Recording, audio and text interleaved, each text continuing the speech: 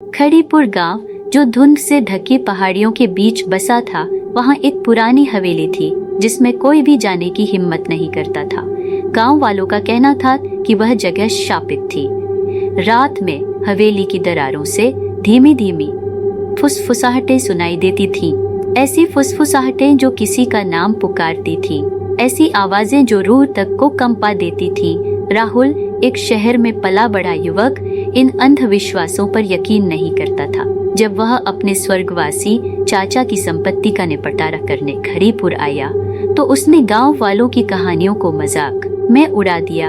हवेली, जो कभी उसके परिवार की थी, घने जंगल के किनारे खड़ी थी और समय के साथ उसकी भव्यता भी धूमिल हो चुकी थी। पहली रात जब राहुल हवेली में सोने गया, तो उसे अजीब सा महसूस हुआ। उसने इसे पुरानी लकड़ी के चरमराने और दीवारों से हवा के गुजरने की आवाज समझकर नजरअंदाज कर दिया। वह बिस्तर पर लेटा छत की ओर देखते हुए उसकी आंखें धीरे धीरे बंद होने लगी।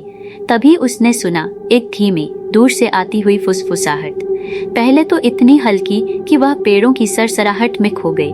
वह बिस्तर पर सीधा बैठ गया, ध्यान से सुनने की कोशिश करने लगा। राहुल, उसकी रगों में ठंडा पसीना दौड़ गया। यह उसकी कल्पना नहीं थी, किसी ने उसका नाम पुकारा था।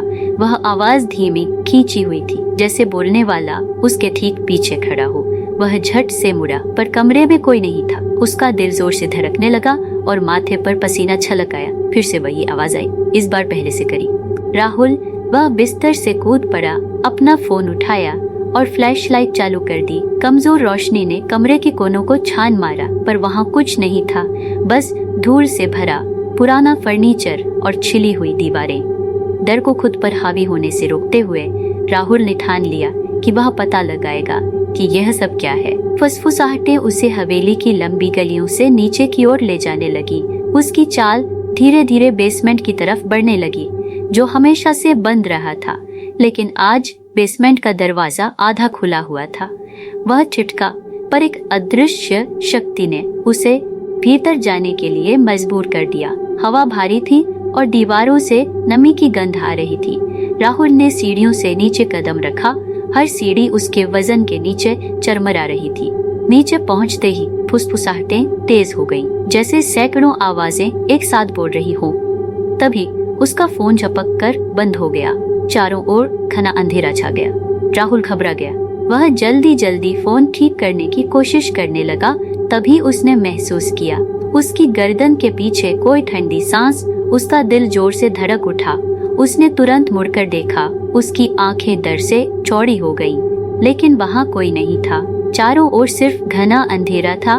उसकी तेज सांसें, दिल की धड़कन और उन फुसफुसाहटों की आवाजें, ये सब अब और भी तेज हो गए थे। राहुल, राहुल, राहुल।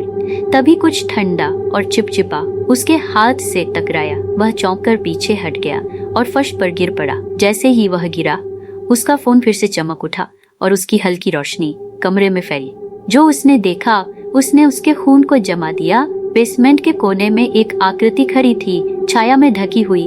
उसका चेहरा दिखाई नहीं दे रहा था, लेकिन उसकी आंखें, जो अंधेरे में हल्की चमक रही थी, राहुल पर टिकी हुई थी। उस आकृति ने अपना हाथ उठाया और इशारे से उसे बुलाया। राहुल का शरीर मानो सुन्न हो गया, पर फुसफुसाहटें अब और भी तेज हो गईं, जैसे वे उसके दिमाग को चीर रही हों। राहुल के पैर अपने आप उस आकृति की ओर बढ़ने लगे, जैसे कोई उसे खींच रहा हो। फुसफुसाहटें अब चीखों में बदल चुकी थी, बेहोश करने वाली, पागल कर देने वाली चीखें। तभी राहुल का फोन उसके हाथ से छूट गया और फर्श पर टूट गया। कमरा फिर से अंधेरे में डूब गया। अंतिम क्षण में जब रोशनी मिटी, वह आकृति राहुल पर झपटी।